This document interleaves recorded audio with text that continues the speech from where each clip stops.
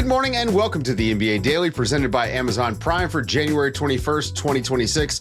I'm Dave DuFour here with Es Baraheni. Coming up, Jonathan Kuminga played because Jimmy Butler's out. We're going to get to that. Keyonte George had 43 points. We're going to talk about him. And Will Guillory's here to talk about the Rockets' big comeback to beat the Spurs. Good morning, everybody. What's going on? Late night for the Raptors, man. Yeah, Raptors on the West Coast, basically playing at midnight Eastern. Dave, you know me. I'm basically always on the West Coast because I'm with you guys. That's true. This is my regular schedule. Raptors are just adjusting to me, really. My favorite thing is pretending like I work late when S is up and Adam 3 hours definitely later than me. Do you know how cold it is in Toronto right now, by the way? I'm not sure. It was 74. I walked home from the gym with no shirt on today. I actually found out today that Fahrenheit ends up getting closer to Celsius once it hits zero. So right now it's minus 30 Celsius. The quick and dirty translation is double it and add 30, right? Sure. So but anyways, double the Celsius, add 30. That gives you Fahrenheit. It also works, when you get down around zero. It's pretty cold up there. A lot of snow. Yeah. But look, the Raptors were heating up tonight. How about that? Let's talk about it. Okay. So we got the bad news that we feared, that Jimmy Butler, he's going to miss the rest of this year and probably a good chunk of next season with a torn ACL. So the Warriors are going to have to scramble and try to figure things out. On yesterday's show, Zena kind of called this, but she said maybe they got to go to Jonathan Kuminga. They did. They did. Listen, the Warriors did get blown out by the Raptors. It was 145-127. But the one bright spot I would say for the Warriors was Jonathan Kuminga coming off the bench, gave him 20 points. Yeah, look, they were down 30 in this game at one point, and they cut the lead in that fourth quarter, made it interesting. I think they eventually cut it to about 12 or 13 points. And the big catalyst was Jonathan Kuminga in this game. The Raptors just were so much more aggressive. They were the bigger team in this game overall. We'll talk about Immanuel Quickley in a second. But Kuminga came in and physically imposed himself, right? Battering his way to the basket. He was 7 of 10 from the field. And this is sort of what you thought Jonathan Kuminga could always provide for the Warriors, right? Yeah. This is exactly what he is as advertised. He's this hired gun, right? Like he's an assassin, go get buckets. I wouldn't even say that. I mean, listen, he also got to the free throw line 8 times. Yeah. Tell me what is the difference offensively here between what Kuminga did and what Jimmy Butler usually does. Butler. Yeah, that's completely fair. And we've had this conversation all season long about how Jimmy Butler opened the door for them to play 2 different ways because he could play with Steph and he could play without Steph. And so maybe you have a situation where you have to lean on Kuminga. He just plays all of the non-Steph minutes. Yeah. And you try to find a way to make him fit with the Steph minutes. But it's clear to me that he has a role on this team that needs another guy who can score. It's funny because this comes on the heels of Mike Dunleavy saying, there's a trade demand. And if there were demand for the player, then we would oblige that trade demand. Yeah. But it's become nonsensical because it seems like the relationship is untenable at this point. Which to me doesn't make a lot of sense because I haven't heard anything and you haven't seen anything reported and you don't see anything when you're watching these games to make you think like Jonathan Kuminga is some kind of a headache for them. I mean, maybe he is and everyone's really good at hiding it, but it hasn't come across that way. If anything, I would argue some of the stuff that Steve Kerr has said and now this statement from Mike Dunleavy, a little bit disrespectful. Well, and on top of that, like they could use him, Yes. You're not doing yourself. And if we're talking about trade demand and all of the things about trading a player, you're not doing yourselves any favors by not playing him. He looked pretty good. Maybe they're just going to showcase him for the next couple weeks, and they ship him off the trade deadline. Yeah. Join us for our live stream the day of the trade deadline. We're going to be in Chicago together, streaming all day on YouTube. We'll have more details on that. Oh, yeah. I'm not sure where they're going to go, but more to come on that. Join us shortly over on our YouTube channel. We got Marcus Thompson coming for the morning shoot around. I'm sure that a big topic of conversation is going to be the entire Kuminga thing. I'm very interested to get Zena's take later on. After she kind of called this, she said they're going to have to play Kuminga. They played him. He looked good. Now, all right, let's talk about the Raptors because they did pick up the win. Yeah. Immanuel Quickley has to be incredibly frustrating to cover. And S, sure. I don't know if you guys are familiar, but S really does. He covers, not only does he work here at the Daily, but he also covers the Raptors. And man, Immanuel Quickley is such an up and down player. He, even in one game, he had this awful game, he hits the game winner. And then he was just ridiculous against the Warriors last night. 40 points on 13 shots. Yeah. Tied his career high. This was, from covering the Raptors over the last couple of years, this was very easily Immanuel Quickley's best game as a Raptor. Wasn't even close. Wow. And I think part of that is just you see him playing alongside Jamal Shead in this game. The Raptors started 2 guards together. And so you see Immanuel Quickley working off ball more. Most of his threes tonight were off of the catch. He was scoring and attacking the basket off of closeouts. And what does that remind you of? It reminds you of the role he had for the New York Knicks. Right. And I think as the team has shifted to more Brandon Ingram, more Scotty Barnes, it feels like the role that is best suited for him in his career is for him to be this off-ball scoring weapon. Sure. And I mean, we saw that at full-fledged tonight. 40 points is just the best version of that. But he was really poised. He created. He kind of staved off the comeback from the Warriors too with his shot creation. So yeah, it's been up and down, no doubt. But when you have a game like this, you kind of see what the potential is for what he can. If it wasn't for that contract, he'd be a 6-man. The Jazz pick up their biggest win of the season. Also, their first win without Lauri Markkanen.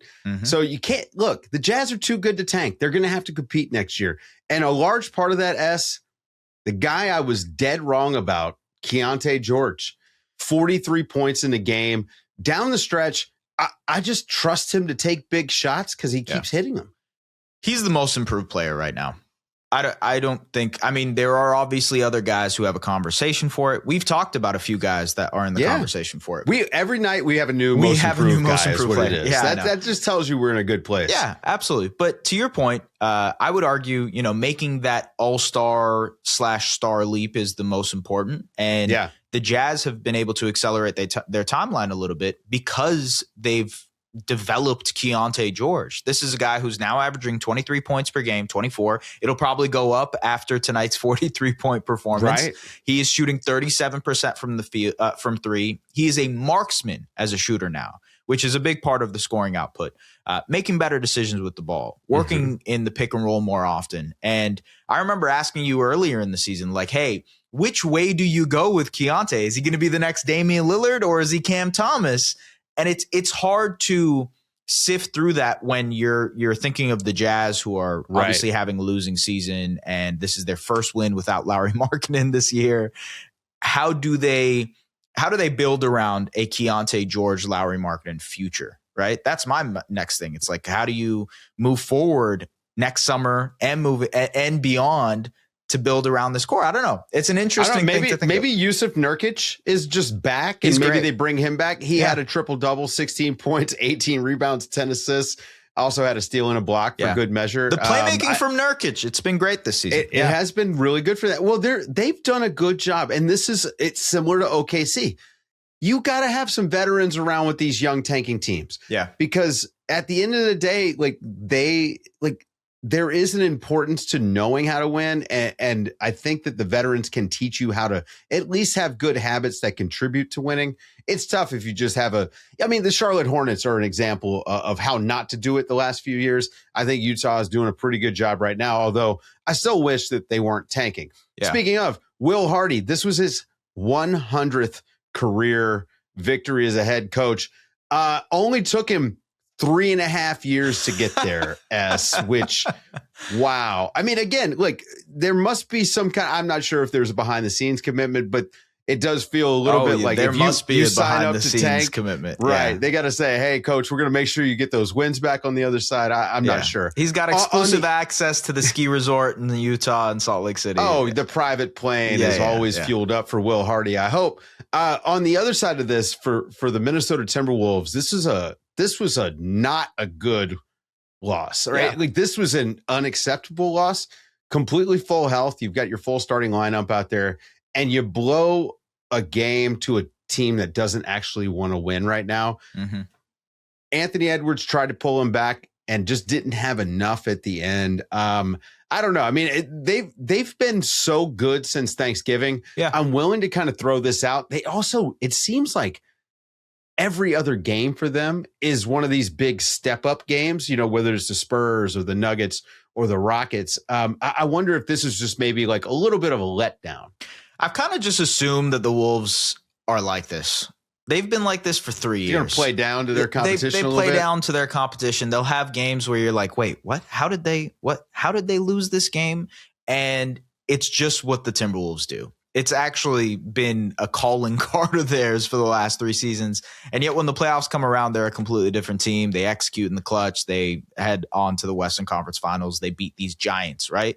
I think it's a quality of, can you be the best version of yourself every single night? And that relates to Anthony Edwards, who's figuring out what it means to be a number one guy. It relates to Julius Randle, who has had an incredible year, but can have moments where like that consistency isn't there for him. I think that applies to Jaden McDaniels to a certain extent too. So sure.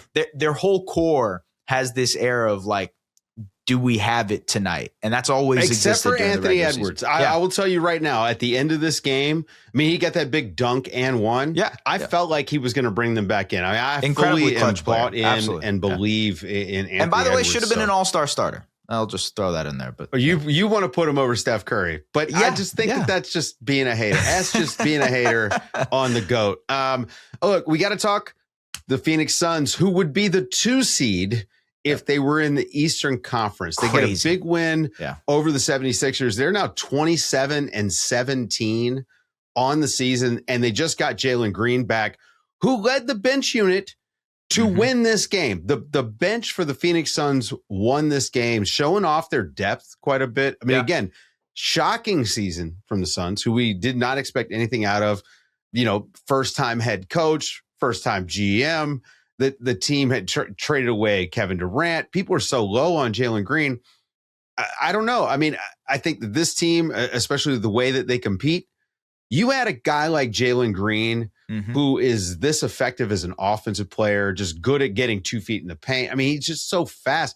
I just think that they have enough guys around him that they can maximize what he's good at. What did you think about him last night? Yeah, I think what Jalen Green provides is a good overall ingredient for the Suns system.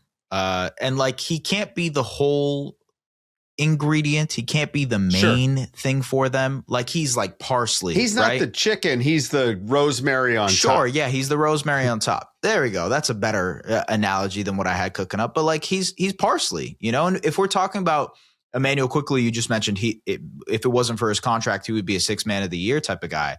I think the same thing kind of applies to Jalen Green, but that's good for this Suns team. Like, they are a very good defensive group. They've bought in on the defensive end. Mark Williams, Dylan Brooks, Jordan Goodwin, by the way, very, very important player for them. Yeah. All of those guys playing well defensively. They have this identity on that end.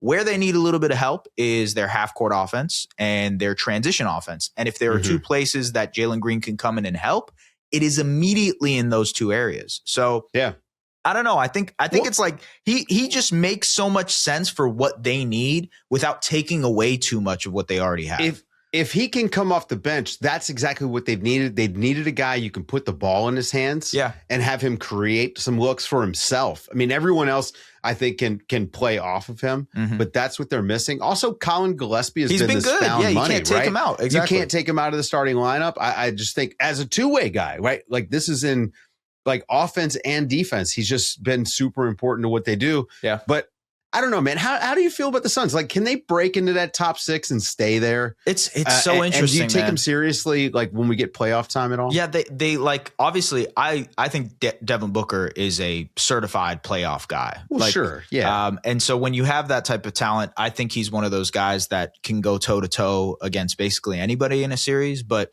how do you look at the rest of the roster and say that they have a chance against we just talked about the Timberwolves, or we talked about the Spurs, and we're going to talk about San Antonio in a little bit with Will. Like, there's kind of levels to what you trust in a playoff series, and clearly the Suns are a tier below that. it's great that they're having the season that they're having. There's no question about that. And it deserves to be acknowledged. Ultimately, I just question if they have the I don't know, the guns. They might to be not able to have do the it horses, right? Like, because when it comes to, especially playoff time, man, the fastest horses win the race. Yeah. We'll see, though. They've been proving us wrong all season, so maybe they do it again. Good. And look, Jordan Ott, I think we've got to throw his hat in the ring. Absolutely. We've got, I think, a bevy of Coach of the Year candidates because of how many teams have surprised us. Mm-hmm. We almost need like an anti-Coach of the Year. Like, okay, why have you been so disappointing? Who's the worst Coach of the Year? Yeah, like how come your team doesn't run plays in the fourth quarter? What's up with that? Unnamed squad. Anyway, guys, stick around after the break. We got Will Guillory here to talk about the Rockets' big comeback over the Spurs. This was shocking. Great game.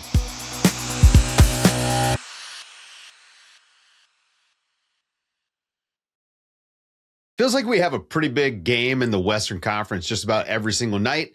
Last night, no difference. The Houston Rockets and the Spurs met up. And, as I thought this was going to be a blowout, I thought the NBA Daily Curse had afflicted Will Guillory again. Yeah. But the Rockets pull off a 16-point comeback to win 111-106 in spite of missing Steven Adams, who's going to be out for quite a while, I'm guessing. Thanks to Reed Sheppard and his fourth quarter heroics, Will Guillory covers the Rockets for us amongst other teams. Will, how about that game, man? Pretty good showing from the Rockets, who I said to S, put them on rice. They're done. I was going to say, if the NBA Daily Curse is trying to get me, you got to get in line, because there are a few different curses following me around during my career. But this turned out to be a really good game, and I was with y'all. I thought in the third quarter it was over. There was no life in this building. There was no life on the Rockets bench, and then Reed Sheppard happened, and it completely flipped the game. Obviously, big picture with Steven Adams being out, and you look at sort of the changing of the deck, they got to kind of shuffle their rotation a little bit with Adams out of the picture now. Obviously, they have to change their style a little bit because they rely so much on the offensive rebounding. Adams is a massive part of that picture. How does a guy like Reed Sheppard figure into what the Rockets need to be over the second half of the season? Yeah, I noted this at halftime. I think they had 2 offensive rebounds at halftime. They ended up with 6 for the game, very unlike the Rockets. This is a team that has been putting up historic offensive rebounding numbers all year, and Steven Adams was a huge part of that. Before the game, Ime Udoka announced that Steven suffered a grade 3 ankle sprain, which is a big one. That means he's going to be sidelined for a very long time. And he's such a huge part of this team's identity, not just with the offensive rebounding, just his overall toughness, the way this team prioritizes physicality, playing big all the time. And you guys mentioned, I think Reed Sheppard is going to be huge for this team to kind of not shift away, because they still want to be an offensive rebounding team. They still want to play big, but they got to be able to do other things. They can't just rely on their size and their physicality. And Reed Sheppard is a guy who provides a very nice changeup for them with his ability to make shots, to be able to play on the ball, take the ball away from KD and Şengün. I thought he did a little bit of everything. And he even had a huge block on Champagne in the corner. He was just making plays all over the place, and I think it was really important for him to be in this type of environment. I don't know how much it kind of came through on TV. This felt like a playoff game. It did. Environment, the physicality. These two teams took this game very seriously, and to see Reed Sheppard come up big in a game where both teams were all the way in and both teams really wanted this game, I think it was a huge moment for him, and it was a huge moment for the Rockets, because they know how important he's going to be down the line, especially if Steven Adams won't be around. One of the big criticisms of Reed is his size. He can't control that, right? Like, he can't really get much bigger. But this Spurs guard rotation, they're so physical and then big.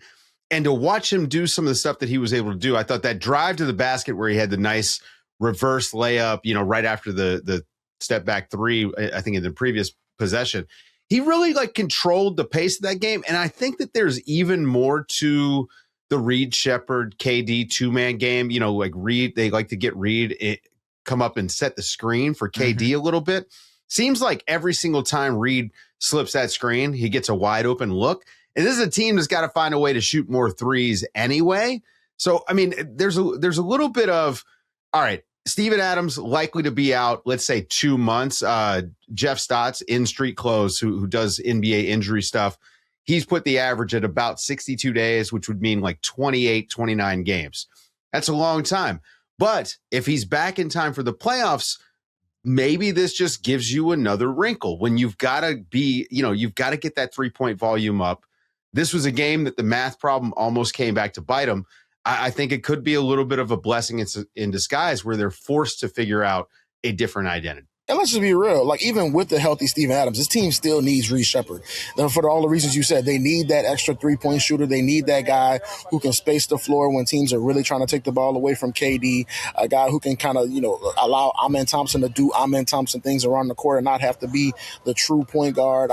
He was going to be an important piece for this team regardless of what was going on with Steven Adams. But I think without Steven Adams now, it's going to put even more pressure on him to step up, really be aggressive. I thought a really important moment as well was something that Reed talked about after the game, was what they called it a 5-point shot, where he shot it from damn near half court and airballed it. And then he mentioned that he went to the bench and Ime Udoka told him, hey, I like that shot. Keep playing aggressive, keep shooting. And I think that's a really important for a young player where you feel like you made a bad play late in a really important game. Everybody's kind of looking at you and everybody's like, oh, and then the coaches comes, no, you're playing well. Keep doing what you're doing. I think that's important to build up your young guys and really empower. And I think that's something they've been trying to do all season, really instilling that confidence, and Reed keep on telling them, hey, keep shooting. Don't worry about passing it to KD. Don't worry about passing it to Şengün. We want you to be aggressive because they know how important he is.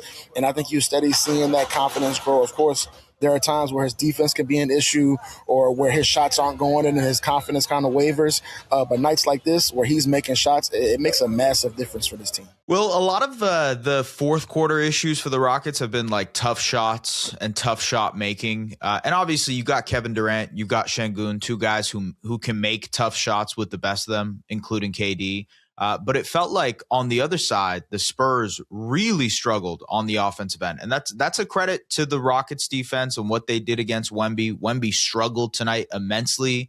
He was trying to get into his mid-range bag, similar to Kevin Durant. He didn't have the facilities for that. What did you think about the difference in the clutch execution between the Spurs and Rockets tonight? Yeah, I think you got to give Dorian Finney-Smith a lot of credit for the physicality he played against Wemby with. You got to throw Tari Eason in that mix as well. Kevin Durant was guarding Wemby a lot tonight. I think they did a great job of really getting underneath Wemby. He really didn't look comfortable for much of the game. And I think some of that was, Wemby kind of bailed them out a lot in the fourth quarter, taking those tough fadeaways rather than trying to get to the basket, take advantage of some of the smaller guys that were on them. But I think, a lot of that, you got to give the credit to the Rockets, where they were consistent throughout the game, putting hands on him, forcing him out of the paint and making him take tough shots. And, of course, Wemby's capable of making those shots. But when he's not, I think you saw that the Spurs offense kind of stall a little bit. And I think, they were so dependent on, as funny as it sounds, Julian Champagnie in that first half. Yeah. And they just kept feeding them. And then once his shot stopped going, they really couldn't figure out where else to go. And I think Fox kind of had a little spurt where he got hot, but then he stopped shooting after a while. And I think, they really wanted Wemby to hit some shots there late, but he just couldn't. And then, on the other side, like we said, Reed Sheppard was making so many big shots. And I think another important thing we got to mention as well, with this Rockets team late in games, they've talked about all year about teams sending multiple bodies at Kevin Durant, saying, hey, anybody but Kevin Durant's going to beat us. And the Spurs did that tonight. Keldon Johnson was basically hugging Kevin Durant at half court every single time he walked the court. And the Rockets they didn't falter. Where, early in the season, we saw Kevin Durant be taken away and they were all kind of just standing around shocked, like not really knowing what to do. Yep. And tonight you saw Reed Sheppard was aggressive getting the spots, regardless of what was going on with KD. Jabari Smith, I thought, made some big plays late. So I think that's going to be really important for the Rockets because that's going to be the game plan going forward. Teams are going to say anybody's going to beat us but Kevin Durant. We're going to throw multiple bodies at him. We're going to hug him at half court, play physical. And these other guys are going to have to step up and make shots. And that's what they did tonight. Back to this blessing in disguise thing. How much of the closing lineup do you think we're going to see from this game where it was Tari Eason out there, Şengün, Jabari Smith, Reed Sheppard, Kevin Durant? You have all this spacing that this team has really been lacking. You've got adequate ball handling, at least I think, with Reed Sheppard and KD and Şengün, which this team, often struggles to find. I mean, is this their best closing lineup right now? It sounds like you've been kind of strolling through Rockets Twitter lately, because I've been seeing a lot of this talk on Rockets Twitter about them wanting Reed Sheppard in the game late, them wanting more floor spacers, less double big, less Josh Okogie, and I think you've seen some of that when they've stalled out late in games where, you know, they're, like I said, they're forcing the ball away from KD and they can't find those other shooters on the court, where it's, you know, it's Steven Adams and Şengün out there in the paint. Teams are saying, hey, Josh Okogie, have at it. Take as many corner threes as you want. And I think you're not as open to Reed Sheppard taking those shots, or even a Tari Eason taking those shots. Tari Eason might be the nice middle ground guy, right? Like, because he can play stretches the floor, he defends, he can rebound, rebound, right? Like, I think that he's a guy. Some of the injury stuff with him might have slowed him to start the year, but seems like the opportunity, it's not Reed. Reed is in the rotation. It seems like the guy who has a real opportunity might be Tari Eason, right? No, and you mentioned that it's the injuries. I mean, tonight was Tari's first game back. He's been dealing with an ankle issue lately.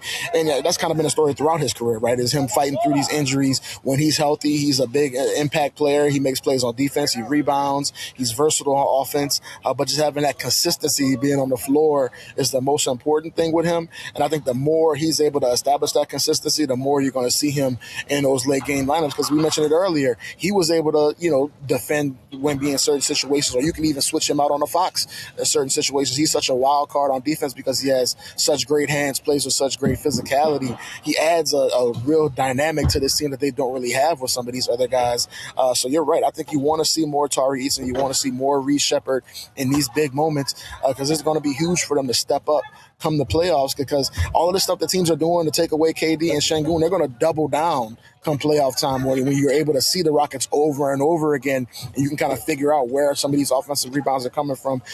We say it all the time in the playoffs, you got to make shots. Kevin Durant says it all the time. We can talk about scheme, we can talk about rotations, but at the end of the day, you got to make shots in the playoffs, and those guys are going to have to be a big part of that. You got to take shots too. They were outshot from behind the 3-point line by 23 attempts. And if the Spurs had made some shots, the game wouldn't be close. We got some music in the background. Now we got music in the background. Hopefully YouTube doesn't flag us. It's a party in Houston.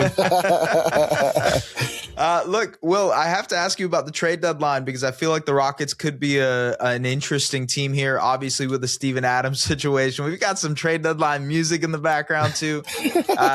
What do you think the Rockets might do in the next couple of weeks, trade deadline wise? I honestly don't think they're going to be that active. I mean, Rafael Stone is always a wild card. He's going to be making phone calls. They've got some contracts that are movable with Clint Capella or some of these other guys. But I think they really like this team. I think the Steven Adams thing kind of takes away an element that they were hoping to have. But I think they really like this group. They want to see them healthy and together. They want to see Tari Eason playing a bigger role. And I think the more they can have these guys out there, I think they feel really good about what they have. It's just about having Tari and all of these guys out there consistently, and then you're going to see some results. All right. Thank you, Will Guillory, for hanging out with us, guys. Go and read him over at The Athletic. Will's going to samba out the door. Get my marachas going over here. That's right. That's going to do it for the show, folks. For Will Guillory and Es Baraheni, I'm Dave DuFour, and this has been the NBA Daily. I don't know if they can play us out, but maybe we can get some of this audio on the way out. Let's get it. Come on, fellas.